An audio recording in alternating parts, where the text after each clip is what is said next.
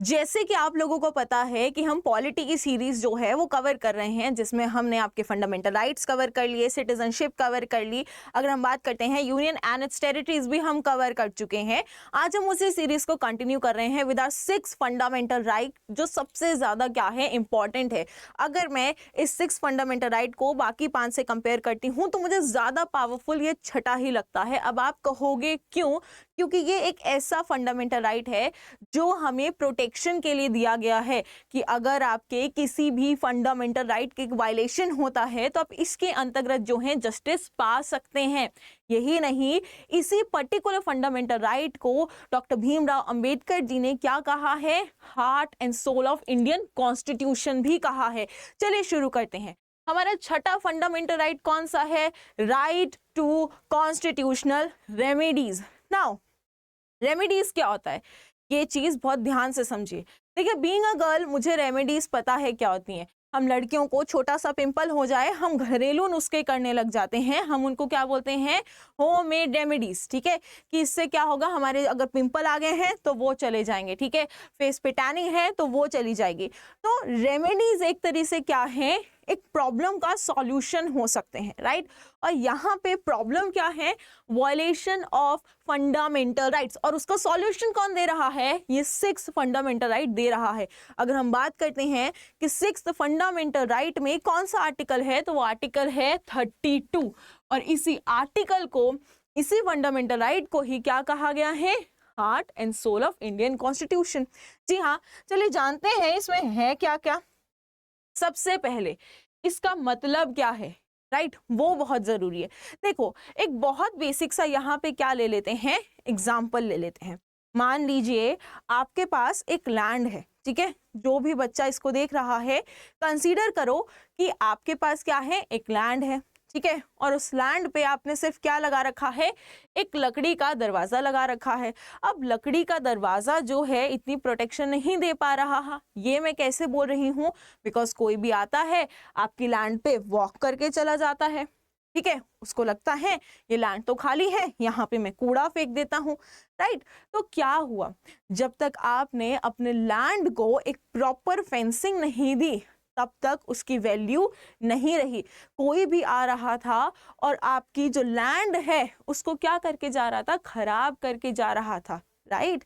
Similarly हमारे पास जो fundamental right है, राइट, जो 5 पहले फंडामेंटल राइट हैं, जब तक उनकी प्रोटेक्शन नहीं होगी तब तक कोई भी आएगा और हमारे फंडामेंटल राइट्स जो है वायलेट करके चला जाएगा।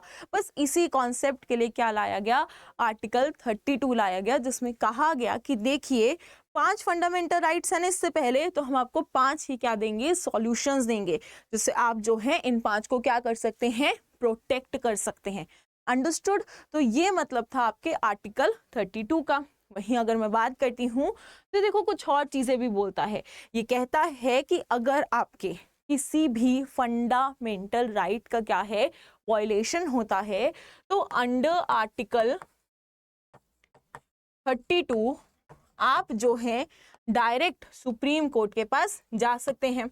सवाल उठता है कि क्या हम हाई कोर्ट के पास नहीं जा सकते? तो देखिए, आप हाई कोर्ट के पास भी जा सकते हैं, बट कौन से आर्टिकल के अंदर? तो वो है आपका आर्टिकल 226, राइट। सुप्रीम कोर्ट के पास जाएंगे कब? जब आप आर्टिकल 32 के अंदर जाएंगे। हाई कोर्ट के पास जाएंगे कब? जब आप आर्टिकल 226 के अंदर जाएंगे। देखिए, एक बात याद रखिएगा, आप डायरेक्टली सुप्रीम कोर्ट को अप्रोच कर सकते हैं, ठीक है, कोई दिक्कत नहीं है। But the point is, supreme court आपसे पूछेगा कि आप जो हैं डायरेक्टली मेरे पास क्यों आए हैं, आप मेरे से पहले हाई कोर्ट के पास क्यों नहीं गए। तब आपको एक वैलिड एक्सप्लेनेशन देनी पड़ेगी कि सर ये रीजन था जिसकी वजह से मैं डायरेक्टली आपके पास आया हूँ, हाई कोर्ट के पास नहीं। समझे? ये पॉइंट जो है आपको याद रखना होता है, क्योंकि बहुत बार हम इसको स्किप कर जाते हैं। चलिए आगे जब हम चलते हैं तो हमें पता लगता है कि देखिए, सुप्रीम कोर्ट ने क्या इशू की है, रिट्स इशू की है। रिट्स को आप क्या बोल सकते हैं, सॉल्यूशन। ये सॉल्यूशंस कितने होंगे काउंट में? 5। क्यों? क्योंकि इससे पहले 5 ही क्या हैं, फंडामेंटल राइट्स हैं, जिनकी क्या बात की गई है, प्रोटेक्शन की बात की गई है, समझे। और इन 5 सॉल्यूशन को क्या बोला जाता है, रिट्स बोला जाता है, ठीक है। कौन कौन सी रिट्स है, हेबियस कॉर्पस है, मेंडेमस है, अगर हम बात करते हैं प्रोहिबिशन, सेरिशरी एंड क्वा वारंटो, ये हमारे पास क्या है, 5 रिट्स हैं। हम एक एक करके इन 5 रिट्स को समझेंगे एक एग्जाम्पल के साथ। चलिए, सबसे पहले जो मैं आपको ऑलरेडी बता चुकी हूँ कि आर्टिकल 32 को हमारे डॉक्टर भीमराव अंबेडकर जी ने क्या कहा है, heart and soul of Indian constitution, ये तो पता ही होना चाहिए। सबसे पहले आता है हेबियस कॉर्पस, ठीक है। हेबियस कॉर्पस में क्या याद रखना है, let the body be bought, या फिर हम कह सकते हैं टू हैव द बॉडी। इसका अलग मतलब क्या है, to have the body, right. अब यहाँ पे क्या कहा गया है कि देखो, पर्पस इसका क्या है, अगर किसी भी इंसान को इलीगली क्या है अरेस्ट किया गया है तो उसके डिटेंशन के बारे में यहाँ पे बात की गई है। फॉर एन एग्जाम्पल हम ले लेते हैं, हमारे पास कौन है, पर्सन ए है। इस पर्सन ए को क्या करा गया है, अरेस्ट करा गया है।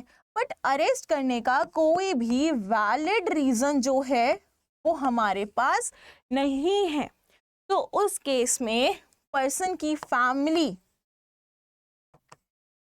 पर्सन के फ्रेंड्स क्या कर सकते हैं, मैजिस्ट्रेट के पास जा सकते हैं, कोर्ट के पास जा सकते हैं और बोल सकते हैं कि देखिए इन्होंने हमारे फैमिली मेंबर को या फिर हमारे फ्रेंड को अरेस्ट कर लिया है and they don't have any actual reason, तो क्या करो, इसको रिहा करो, बिकॉज जब इसकी कोई गलती नहीं है तो आप इसको कैसे अरेस्ट कर सकते हैं, ठीक है।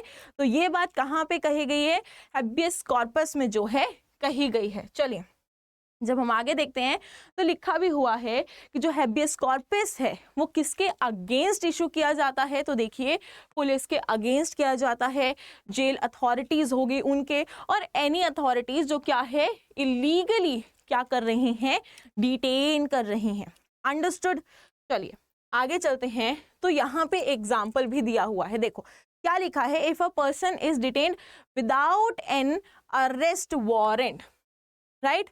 अब इसमें थोड़ा सा वेरिएशन ऑफ एग्जाम्पल है, यहाँ पे कहा गया है कि ये रहा पर्सन, ठीक है, पर्सन को क्या कर लिया, अरेस्ट कर लिया, बट अरेस्ट करने का कोई भी हमारे पास वारंट नहीं था, पहली चीज, ठीक है। फिर आगे क्या है, और not produced before a magistrate with in 24 hours, ठीक है, कि यहाँ पे पहले तो वारंट नहीं था और उसके बाद इसको 24 आवर्स के अंदर जो है कोर्ट में भी पेश नहीं किया गया, राइट। तो ये क्या हो गया, गलत तरीके से किसी इंसान को अरेस्ट किया गया। बिकॉज देखिए, अगर हमें कोई भी अथॉरिटी अरेस्ट करती है तो they should have a official document, right, जिसमें लिखा होगा कि आपने ये अपराध किया है और इसकी वजह से जो है आपको अथॉरिटी लेके जा रही है। अगर ये चीज़ नहीं होती है तो पहली बात तो वो आपको अरेस्ट नहीं कर सकते, पहली चीज़। दूसरी, चलो अगर अरेस्ट कर भी लिया है तो हमारे पास क्या है, फंडामेंटल राइट्स हैं, जिसमें ये कहा गया है कि देखिए अगर आपको अरेस्ट किया गया है and you are a citizen of India, और सिटीजन ऑफ इंडिया के साथ साथ जो फ्रेंडली एलियन भी होते हैं ये उनके लिए भी रूल है, ठीक है। तो if you are a citizen of India तो आपको 24 आवर्स के अंदर अंदर मैजिस्ट्रेट के सामने जो है पेश किया जाएगा कि भाई इनका ये अपराध था और इसलिए इनको क्या है फर्दर जो है आप हमें गाइड कर दीजिए। अगर इन दोनों में से कुछ भी नहीं होता तो अगेन फैमिली और फ्रेंड के पास क्या है, हेबियस कॉर्पस, तो वो कोर्ट में जाके बोल सकते हैं कि देखिए इसको इलीगली अरेस्ट किया गया तो इसको आप क्या कर दीजिए, रिहा कर दीजिए। तो ये क्या है, फर्स्ट रिट, कौन सी, हेबियस कॉर्पस, अंडरस्टूड। चलिए सेकंड समझते हैं, सेकंड है mandamus. Now what is mandamus, we command, ठीक है। अब देखिए क्या कमांड मैं कर सकती हूँ, क्या कमांड आप कर सकते हैं, तो the answer is no. Command कौन करती है, हायर अथॉरिटीज करती है। पहला पॉइंट क्लियर। क्या लिखा हुआ है देखो, to compel a public authority to perform its legal duty, अब यहाँ पे क्या हुआ, पीछे वाला एग्जाम्पल ही ले लो, पर्सन वाला ही, ठीक है। तो पर्सन को क्या कर लिया, अरेस्ट कर लिया, ठीक है। अरेस्ट करने के साथ साथ हमें पता चला ना उनके पास वारंट था, ना उनको 24 आवर्स के अंदर कहाँ लेके गए, कोर्ट के सामने लेके गए, ठीक है। तो यहाँ पे जो उनकी फैमिली थी वो किसके पास गई भाई, कोर्ट के पास गई कि भाई ये क्या है, इलीगली इनको क्या किया गया है, अरेस्ट किया गया है। तो कोर्ट ने क्या करा, कमांड दी, क्या दे दी, कमांड। किसको कमांड दे दी, अथॉरिटी को कमांड दे दी कि इसको क्या कर दो, रिलीज कर दो, अंडरस्टूड। तो ये अथॉरिटी यानी कोर्ट ने कमांड दी कि देखो बेटा, तुम जो हो एक यूनिफॉर्म में हो और तुम जो हो इलीगल मेथड यूज कर रहे हो, तुम्हारे पास क्या वारंट है, ठीक है, क्या तुम 24 घंटे के अंदर इसको मेरे सामने लेके आए, नहीं आए ना, तो तुम इसको रिहा कर दो, राइट। इसको हम क्या कहते हैं, मेंडेमिस कहते हैं, यानी वी कमांड। आगे जो मेंडेमिस है वो किनके खिलाफ नहीं इशू हो सकता, तो वो प्रेसिडेंट है, गवर्नर है और एनी प्राइवेट इंडिविजुअल।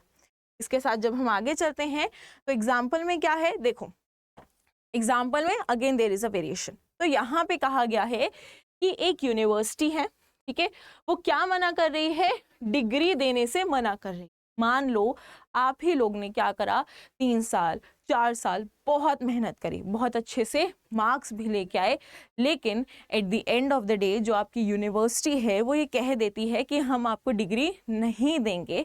तो यहाँ पे भी क्या है, कोर्ट क्या इशू करती है, मेंडेमस इशू करती है कि देखिए मैं आपको कमांड कर रही हूँ, आपको इस बच्चे की डिग्री जो है वो देनी पड़ेगी।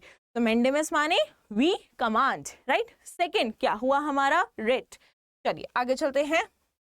Next is prohibition. What is prohibition, to forbid या फिर टू स्टॉप, ठीक है। देखिए यहाँ पर्पस क्या है, to stop a lower court और a tribunal from exceeding its jurisdiction. अब इसका मतलब क्या है, देखिए कई बार कुछ केसेस ऐसे आते हैं, ठीक है, जिनकी जो ज्यूरिडिक्शन है वो तारीख पे तारीख जो है लगती रहती है। तो जो हायर कोर्ट्स है वो उनको ये कहते हैं कि देखिए आप जो है इस केस को बहुत तारीख पे तारीख दे रहे हैं, तो आप क्या है रुक जाइए, इसकी ज्यूरिडिक्शन जो है वो मैं कर देता हूँ, ताकि आप इस केस को तारीख पे तारीख जो है बार बार ना दें, राइट। जब हम आगे चलते हैं तो हमारे पास क्या पता लगता है कि हायर जो कोर्ट्स है वो इशू करते हैं अपने लोअर कोर्ट्स को, जैसे कि हाई कोर्ट इशू कर सकता है सबऑर्डिनेट कोर्ट्स को, जो सुप्रीम कोर्ट है वो किसको इशू कर सकता है, हाई कोर्ट। चलिए एग्जाम्पल क्या है, यहाँ पे हमें देखने को मिला कि देखिए एक कंज्यूमर फोरम स्टार्ट हो गया, ठीक है, यहाँ पे क्या है क्रिमिनल केस आया, लेकिन high court can issue prohibition to stop it, कि देखिए अब ये जो एक केस है वो एक क्रिमिनल केस है, ठीक है, और कहाँ पे आया, लोअर कोर्ट में आया। तो हाई कोर्ट ने क्या बोल दिया, रुक जाओ, to stop, to forbid, prohibition, कि तुम जो हो इस केस को लड़ो ही मत। क्यों, क्योंकि ये जो है पहली बात तो तुम्हारी कोर्ट के दायरे से थोड़ा सा हाई लेवल है, और दूसरा मुझे पता है कि तुम इस पे क्या करोगे, तारीख पे तारीख जो है देते रहोगे। तो ये क्या है आपका third writ, that is prohibition. Now next fifth, इसको हम क्या बोलते हैं, शर्शरी। शर्शरी का मतलब है टू बी सर्टिफाइड और टू बी इन्फॉर्म्ड। इसका पर्पस क्या होता है, टू क्वैश एन इलीगल और unconstitutional order passed by a lower court और ट्रिब्यूनल। यहाँ पे मैं एग्जांपल लेना चाहूंगी दिल्ली ट्विन टावर का, राइट। बहुत फेमस केस था, ट्विन टावर 2 बिल्डिंग्स थी जिनको गिरा दिया गया था। हुआ क्या कि ट्विन टावर केस जब कहाँ पे था, हाई कोर्ट में था, तब यहाँ का डिसीजन ये था कि देखिए जो आपके टावर्स हैं उनको ब्रेक नहीं किया जाएगा, ध्यान से सुनिए, ब्रेक नहीं किया जाएगा, ठीक है। बट जब ये केस सुप्रीम कोर्ट के पास गया तो सुप्रीम कोर्ट ने देखा कि यार इस बिल्डिंग से बहुत सारे ऐसे सोसाइटी के लोग हैं जिनको ब्रीदिंग इशू हो रही है, ठीक है, बहुत सारे ऐसे लोग हैं जिनके सूरज की जो किरणें हैं वो रुक रही हैं। यानी खुद सोचिए, ह्यूमन बॉडी के लिए सूरज की किरणें ज़रूरी होती है, राइट। और देखिए हमें कपड़े सुखाने के लिए भी क्या है, सूरज की किरणों की ज़रूरत होती है, ठीक है, वही नहीं मिलेगी, एसेंशियल चीज़ नहीं मिलेगी तो हेल्थ इश्यूज तो होंगे ना।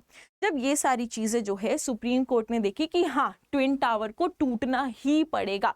बेसिकली केस ये था, सोसाइटी में जो बिल्डिंग्स थी वो छोटी हाइट्स की थी, ट्विन टावर जो है उन बिल्डिंग्स की डबल हाइट का था, जिसकी वजह से वो बहुत दूर तक जो है सनलाइट रोक रहा था एंड जिसकी कंस्ट्रक्शन की वजह से बहुत ज़्यादा पॉल्यूशन फैल रहा था और लोगों को बहुत ज़्यादा ब्रीदिंग इश्यूज हो गए थे, right.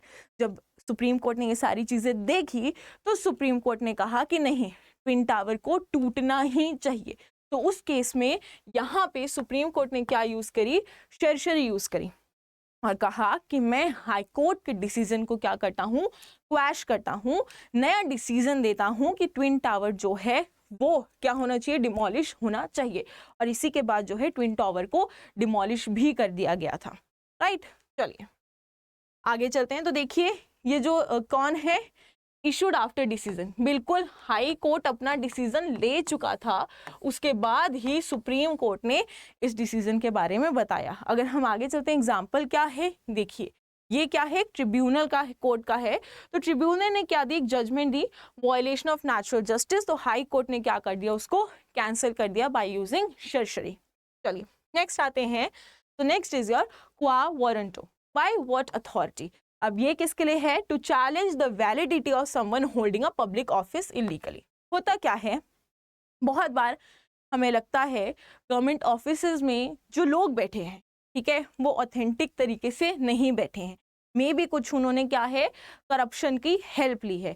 So in this case हम क्वा वारंटो यूज़ कर सकते हैं। हम कोर्ट में जाके बोल सकते हैं कि सर देखिए मुझे डाउट है कि जो ये इंसान है ये जो है 100% फेयर तरीके से सीट पे नहीं बैठा है।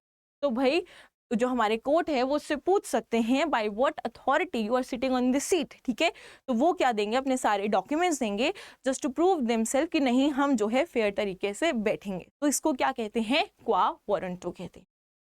चलिए एग्जाम्पल वही बात है कि एक ऐसा इंसान जो वाइस चांसलर की सीट पे बैठा है जिसके पास क्वालिफिकेशन भी नहीं है, तो हमने क्या करा, उसके रिगार्डिंग क्वा वारंटो जो है अप्लाई करा, जस्ट टू नो कि क्या ये 100% क्वालिफाइड और एलिजिबल है to be a vice chancellor. अगर होगा तो वो वाइस चांसलर रहेगा, नहीं होगा तो उसको उसकी पोस्ट से हटा दिया जाएगा, ठीक है।